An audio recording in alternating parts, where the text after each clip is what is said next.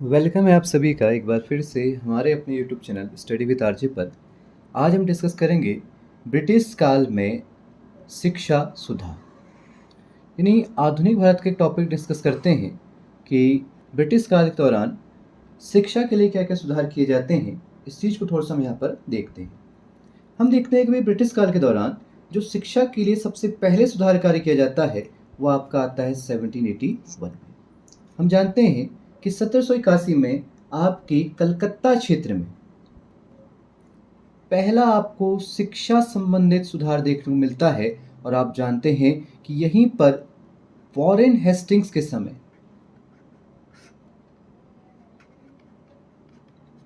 आपके Warren Hastings के द्वारा एक मुस्लिम मदरसा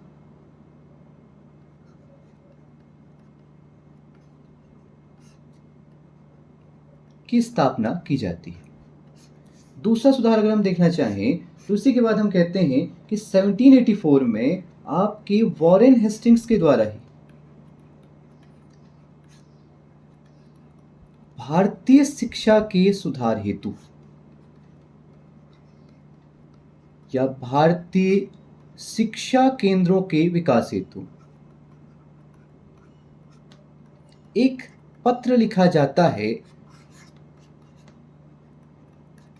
जिन्हें आप जानते हैं कोर्ट ऑफ डायरेक्टर के नाम से। यानी कोर्ट ऑफ डायरेक्टर को एक लेटर लिख रहे हैं जो आपके वॉरेन हेस्टिंग्स, जिन्हें आप लोग जानते हैं कि बंगाल के गवर्नर जनरल के रूप में, तो उनके द्वारा एक यहाँ पर पत्र लिखा जा रहा है कोर्ट ऑफ डायरेक्टर्स को और कहा जा रहा है कि भाई भारतीय शिक्षा के विकास का कार्य करें, जो शिक्षा केंद्र है इनका जीर्णोद्धार करें, ऐसे कुछ सूचित किया जा रहा है कोर्ट ऑफ डायरेक्टर्स को।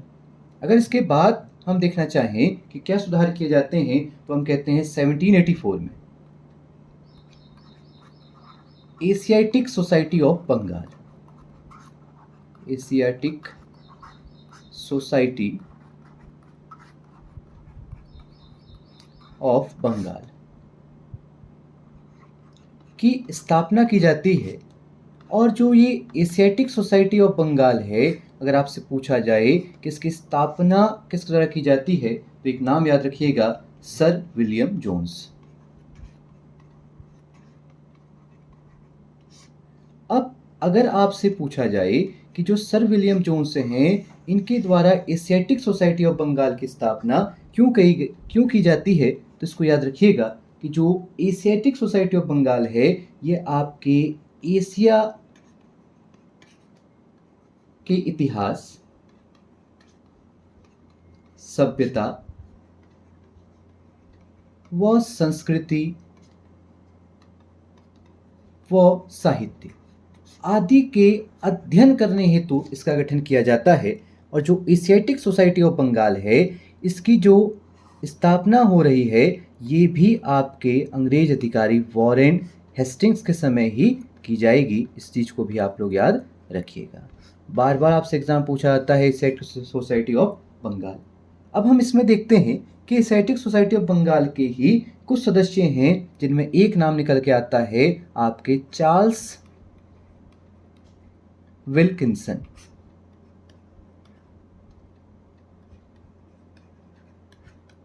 बड़ा ही इंपॉर्टेंट नाम है चार्ल्स विल्किंसन।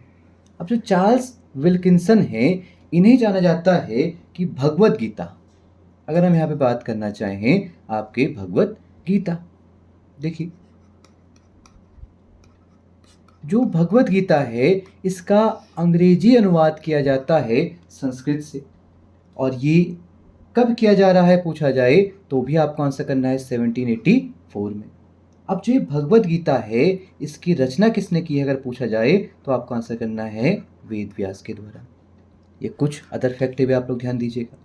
अगर हम यहीं पे देखना चाहें कुछ अदर फैक्ट कि जो एशियाटिक सोसाइटी ऑफ बंगाल है इसी में विल्किंसन के द्वारा आपके 1787 में एक ग्रंथ है हितो उपदेश, इसका भी अंग्रेजी भाषा में अनुवाद किया जाता है। और इस हितो उपदेश के जो वास्तविक रचनाकार हैं वो है नारायण पंडित। और जो ये हितोपदेश ग्रंथ है ये आपकी नीति शास्त्र पर आधारित है। इस चीज़ को भी याद रखिएगा। बार बार आपसे एग्जाम पूछा जाता है कि हितोपदेश ग्रंथ किस चीज़ पर आधारित है, तो आप लोग याद रखिए कि नारायण पंडित द्वारा रचित नीति शास्त्र आधारित एक ग्रंथ है। जो किस भाषा में लिखा गया पूछा जाए तो आपको इसको भी आंसर करना है संस्कृत लैंग्वेज। इस चीज़ को भी आप लोग थोड़ा यहाँ पे ध्यान दीजिएगा। और इसका अनुवाद जो अंग्रेजी भाषा में किया जा रहा है वो भी विल्किंसन के द्वारा ही किया जा रहा है। ये बड़ा ही इंपॉर्टेंट नाम हो जाता है विल्किंसन का। अब इसी में भी हमने सुना था विलियम जोन्स यानी सर विलियम जोन्स, इनके द्वारा क्या किया गया।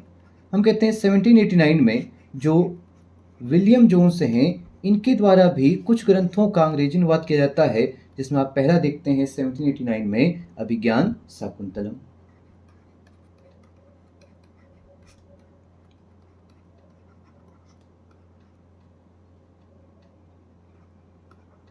आप जानते हैं कि जो अभिज्ञान शाकुंतलम है इसके जो वास्तविक रचनाकार हैं वह है आपके कालिदास।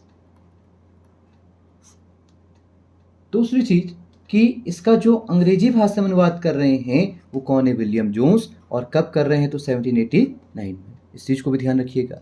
दूसरा हम यहीं पर डिस्कस करते हैं कि जो विलियम जोन्स हैं इन्हीं के द्वारा गीत गोविंद, अगर आप यहाँ पे देखना चाहेंगे तो एक और आप देखेंगे गीत गोविंद, इसका भी अंग्रेजी भाषा में अनुवाद किया जाता है। और अंग्रेजी भाषा में जो अनुवाद कर रहे हैं वो भी आपके कौन है, सर विलियम जोन्स हैं। और कब कर रहे हैं तो इसका भी आप लोग टाइम पीरियड याद रखिएगा, 1792 में कर रहे हैं। और जो गीत गोविंद के रचनाकार हैं वह है आपके जयदेव, इनका नाम भी आप लोग याद रखिएगा। कुछ और ग्रंथ देख लेते हैं, जैसे हमने कहा मनुस्मृति।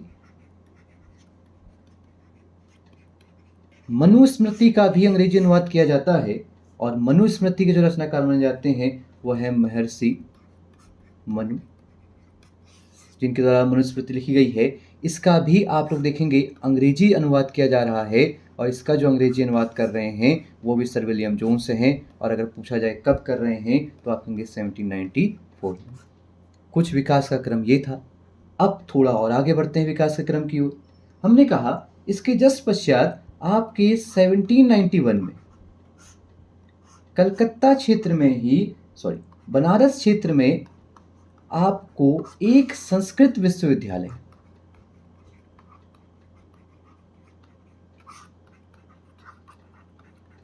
स्थापित होते दिखेगा। और जो इसकी स्थापना करेंगे बनारस क्षेत्र में वो है आपके जोनाथन डंकन। ये नाम भी आप याद रखिएगा। आपसे पूछा जाता है कि मुस्लिम मदरसे की स्थापना कब की जाती है तथा बनारस में एक संस्कृत विश्वविद्यालय की स्थापना कब की जाती है, तो इसको भी आप लोग याद रखिएगा, जोनाथन डंकन का नाम। ये ब्रिटिश रेजिडेंस हैं जोनाथन डंकन। और हम कहते हैं कि भाई हिंदू ग्रंथ आपके धर्म कानून साहित्यों का अध्ययन करने और प्रचार प्रसार के लिए आपके जोनाथन डंकन को जाना जाता है और इन्हीं के द्वारा संस्कृत विश्वविद्यालय की स्थापना भी की जाती है। अगर इसी क्रम में हम आगे बढ़ते हैं तो हम जानते हैं कि वर्ष 1800 में एक व्यक्ति हैं वेलिजली। वेलिजली के द्वारा भी आपके ICS की शिक्षा व प्रशिक्षण हेतु कलकत्ता क्षेत्र में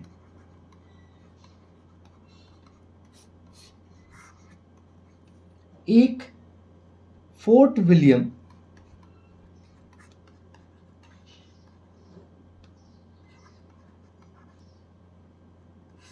कॉलेज की स्थापना की जाती है। इस चीज़ को भी आप लोग याद रखिएगा। भले ही बाद में जो ये फोर्ट विलियम कॉलेज है ये बंद हो जाता है आपके वर्ष 1802 में। अब चलते हैं नेक्स्ट की ओर। इसी क्रम में आगे अगर हम बढ़ते हैं तो हम कहते हैं भाई अंग्रेजी शासनकाल में ही एक चार्टर एक्ट आता है जिसे आप जानते हैं 1813 का चार्टर एक्ट। इसी चार्टर एक्ट में आप पहली बार शिक्षा सुधार के बारे में चीज़ों को देखेंगे और अंग्रेजों के द्वारा यहाँ पे कहा जाता है कि प्रति वर्ष भारतीय शिक्षा पर 1 लाख रुपए खर्च किया जाएगा। तो ऐसा कहाँ पे कहा गया? तो 1813 के चार्टर एक्ट में कहा गया और आधिकारिक रूप से यहाँ पे शिक्षा सुधारों का कार्य यहाँ पर पहली बार आपको देखने को मिल जाएगा। दूसरा हम कहते हैं कि इसी एक्ट के तहत ईसाई मिशनरी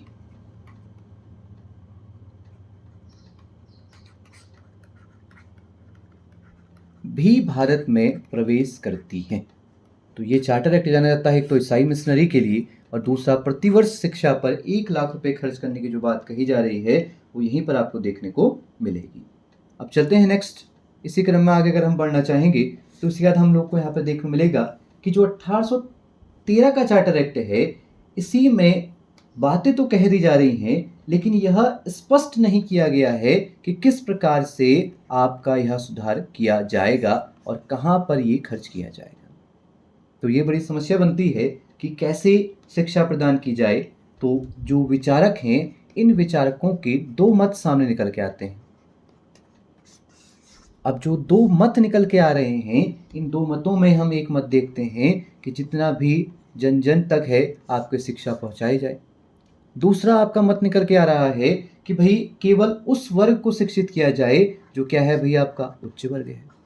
एक तो कह रहा है भाई संपूर्ण जनसाधारण तक यानी जन जन तक शिक्षा पहुंचाई जाए और दूसरा कह रहा है कि केवल आपके उच्च वर्ग तक शिक्षा पहुंचाई जाए और उच्च वर्ग जो शिक्षित हो रहा है ये फिर निचले वर्ग को शिक्षा प्रदान करे। आप लोग देखेंगे भाई निचला वर्ग को शिक्षा प्रदान करे, ऐसा भी आपको देखने को मिलेगा। अब इस चीज़ का जो निपटारा किया जाता है इस चीज़ के निपटारा करने का जो श्रेय जाता है वो है आपके लॉर्ड मैकाले को। हम कहते हैं एक व्यक्ति हैं आपके लॉर्ड मैकाले, इनके द्वारा ये चल रहे मतों का निपटारा किया जाता है और एक नई थ्योरी दी जाती है जिसे आप कहते हैं इनफिल्ट्रेशन थ्योरी।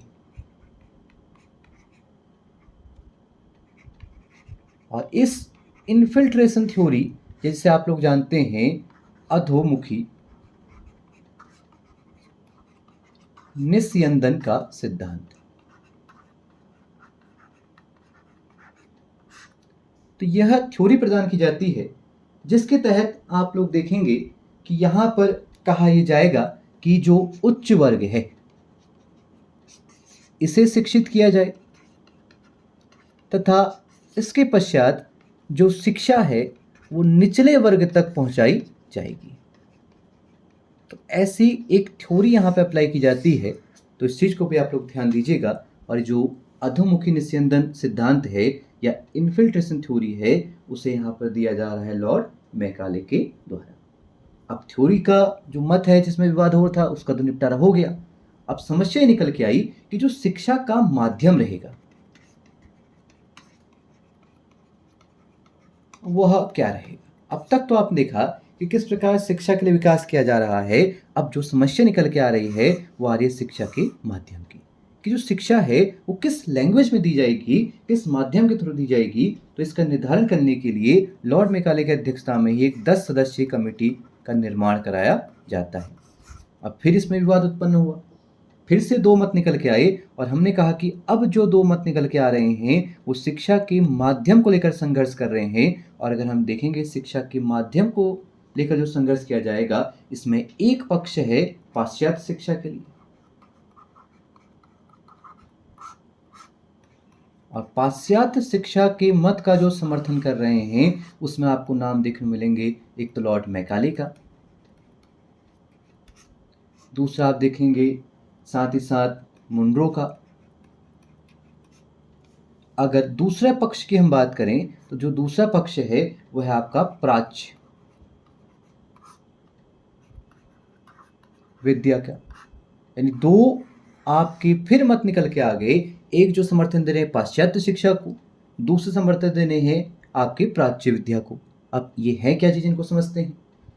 पाश्चात्य शिक्षा से तात्पर्य है कि जो शिक्षा का माध्यम रहेगा यहाँ पे अध्ययन के लिए अंग्रेजी भाषा को माध्यम बनाया जाता है। इन जो पाश्चात्य देश हैं उनकी जो भाषा है ज्ञान की उसे यहाँ पर बनाया जाता है। इसलिए हम कहते हैं कि भाई जो यहाँ मैकाले हैं, मैकाले के द्वारा एक कथन कहा जाता है कि जो यूरोप है, यूरोप के एक अच्छे पुस्तकालय की, एक अलमारी की, एक कक्ष की भी जो साहित्य है या पुस्तक है वो भारत व अरब के सभी साहित्यों से अत्यधिक मूल्यवान है। ऐसा आपको यहाँ पर देखने को मिल जाएगा। ऐसा स्टेटमेंट जो दे रहा है वो आपका कौन है भाई? मैकाले है। दूसरा हमने कहा कि जो प्राच्य विद्या है, इससे तात्पर्य है कि भाई जो भारत की अपनी लैंग्वेज चल रही है, जैसे आप करिए संस्कृत और अरबी जो यहाँ पे चल रहा है, यानी भाई आपके हिंदू और मुस्लिम दोनों की हमने लैंग्वेज को कवर कर दिया। हमने कहा भाई जो इस ग्रंथ में आपके भाई जो लिखे जा रहे ग्रंथ हैं इस भाषा में, जो इसका समर्थन कर रहे हैं, उसे ही आपने प्राच्य विद्या के नाम से जाना। अब इसका जो समर्थन करने वाले व्यक्ति हैं वो कौन कौन है? हमने कहा पहले व्यक्ति हैं हेस्टिंग्स, यानी वॉरेन हेस्टिंग्स इसका समर्थन कर रहे हैं।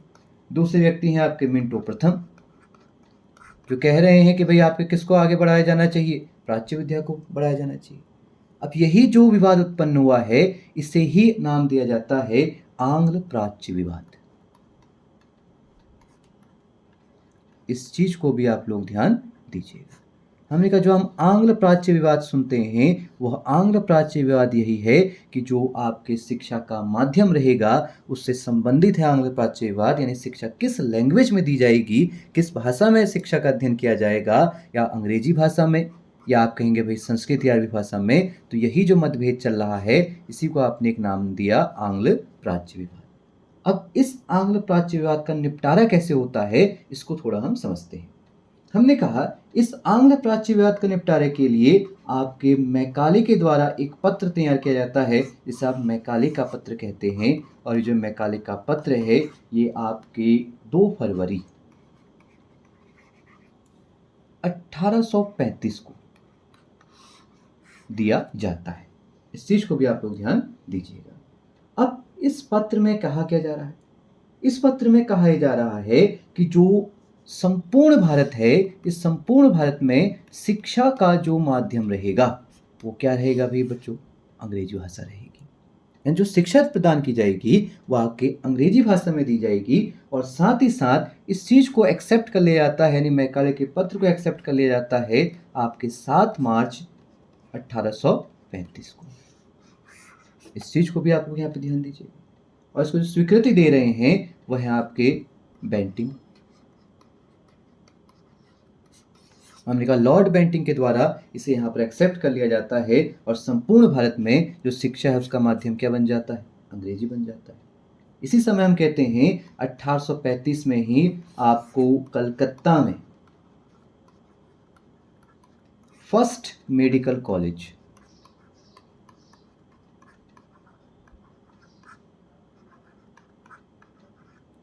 भी देखने को मिल जाएगा। अगर इसके बाद हम नेक्स्ट चलते हैं, नेक्स्ट सुधार की ओर। देखिए हमने कहा भाई कलकत्ता मेडिकल कॉलेज भी स्थापित हो गया है। इसके बाद हम देखते हैं 1847 में आपके रुड़की में इंजीनियर कॉलेज, इंजीनियरिंग कॉलेज की स्थापना की जाएगी। इस चीज को भी आप लोग ध्यान दीजिएगा। दूसरा हम कहते हैं कि इसी समय कलकत्ता में एक अन्य कॉलेज की स्थापना की जाएगी, जैसे आप कहते हैं नॉर्मल स्कूल भी स्थापित किया जाएगा। अब इसके पश्चात अगर हम देखना चाहते हैं कि क्या यहाँ पर सुधार किए गए, तो हम देखते हैं 1851 में पूना कॉलेज,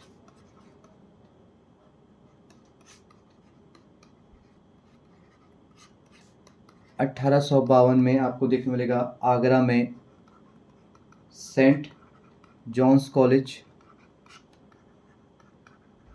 की स्थापना भी की जाती है। इस चीज को आप लोग ध्यान दीजिएगा। अब इसी में अगर हम आगे चलें कि अन्य शिक्षा सुधार भारत में क्या हो रहे हैं, इनको एक बार मैं आपको यहाँ पे क्रम से बता देता हूं। हमने कहा जो सबसे पहले इसका जो हम लोग पढ़ेंगे वो आपका आएगा वुड डिस्पैच। हमने कहा जो पहली चीज निकल के आएगी वह है आपकी वुड डिस्पैच। और जो वुड डिस्पैच आ रहा है ये आपका निकल के आएगा 19 जुलाई 1854। ये डेट आपके लिए बड़ी ही इम्पोर्टेंट है कि जो वुड डिस्पैच है या वुड का घोषणा पत्र है या चार्ल्स वुड का घोषणा पत्र है, जिसे आप भारतीय शिक्षा का मैग्ना कार्टा भी कहते हैं, ये कब आता है? तो 19 जुलाई 1854। और किसके समय आ रहा है? तो याद रखिएगा, लॉर्ड डलहौजी के समय आपको ये देखने को मिल जाएगा। अब चलते हैं अगर हम नेक्स्ट की तरफ। इसके बाद हम लोग देखेंगे आपके हंटर, शिक्षा संबंधित हंटर आयोग।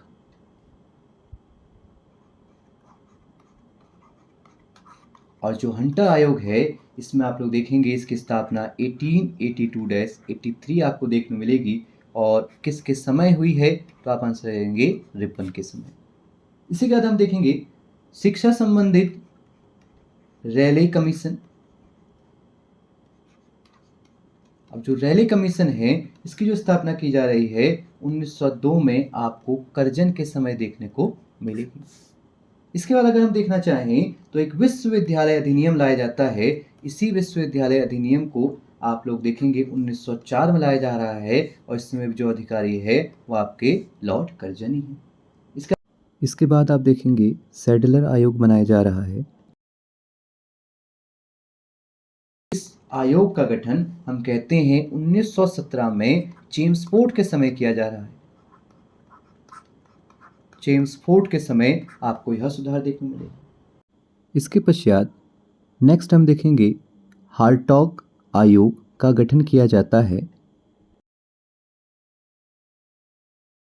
और इस आयोग की जो स्थापना की जा रही है वह है आपके 1929 और इसका जो गठन किया जा रहा है वो आपके इरविन के समय किया जाएगा। अगर इसी शिक्षा सुधार में हम आगे चलेंगे और आगे इसका जो हम पढ़ेंगे वो आएगी आपकी वर्धा योजना।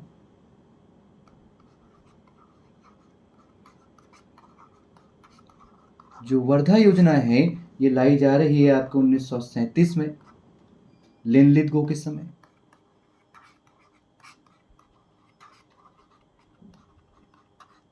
और इसके बाद अगर हम देखना चाहें तो हम कहते हैं सार्जेंट योजना